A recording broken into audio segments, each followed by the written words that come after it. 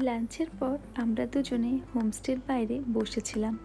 একদিকে অসীম পাহাড়ের সারি আর অন্যদিকে সবুজে মোড়া চা বাগান। হালকা হাওয়ার ছোঁয়ায় যেন মুহূর্তটা আরও বেশি সুন্দর হয়ে উঠেছিল। কোনো তাড়া নেই, কোনো শব্দ নেই, শুধু আমরা আর প্রকৃতির এই শান্ত সৌন্দর্য। এই ছোট ছোট মুহূর্তগুলোই হয়তো জীবনের সবচেয়ে বড় সুখ। পুরো একদম চা বাগানের মাঝখানে আমরা চলে এসেছি, অনেকটা উপরে দেখাচ্ছি। আর 360 ভিউটা দেখো। দেখাচ্ছি আমাদের হোমস্টেটা কিন্তু অনেক নিচে, ওইখানে আমাদের হোমস্টে। আর এইটা দেখো কাঞ্চনজঙ্ঘার দিকটা কতটা কাঞ্চনজঙ্ঘা, বাট এখন তো সানসেট হয়ে গেছে অলরেডি, কিছু দেখা যাচ্ছে না।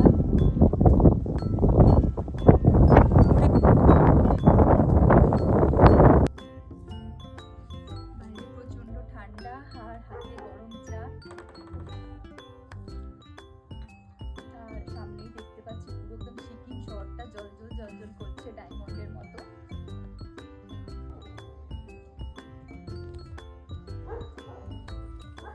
এখন 9:30 বাজে, আমাদের ডিনার চলে এসছে। বাইরে ভীষণ ঠান্ডা, তাই আমি রুমেই সার্ভ করতে বললাম। আমি আজকে চাইনিজ নিয়েছি, চিলি চিকেন আর ফ্রাইড রাইস আর দেবপ্রিয় প্লেন স্টিম রাইস, ডাল, আলু ভাজা আর চিকেন কষা। তো চলো ডিনারটা করে নিই। একদম ওরা কিন্তু গরম গরম সার্ভ করেছে।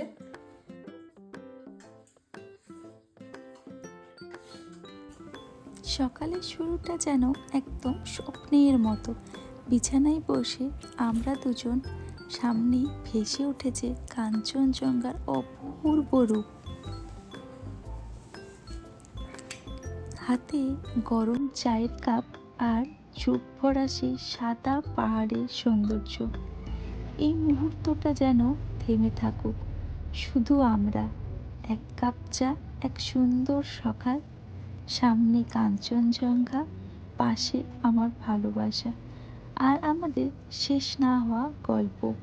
এই ছোট ছোট মুহূর্তগুলো সব থেকে বেশি দামি।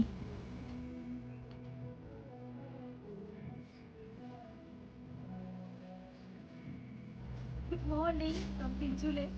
এখন বাজে 9টা। হ্যাঁ, ব্রেকফাস্ট চলে এসছে। আজকে করেছিলাম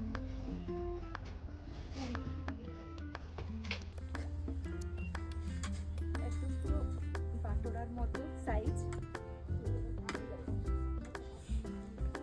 আর আছে আলুর দম, একদম লাল লাল কালো জিরে দিয়ে আলুর ঝোল। খাবার করতে গেলে সত্যি অনেস্টলি খুব ভালো, খুবই ভালো। সুন্দর টেস্টি।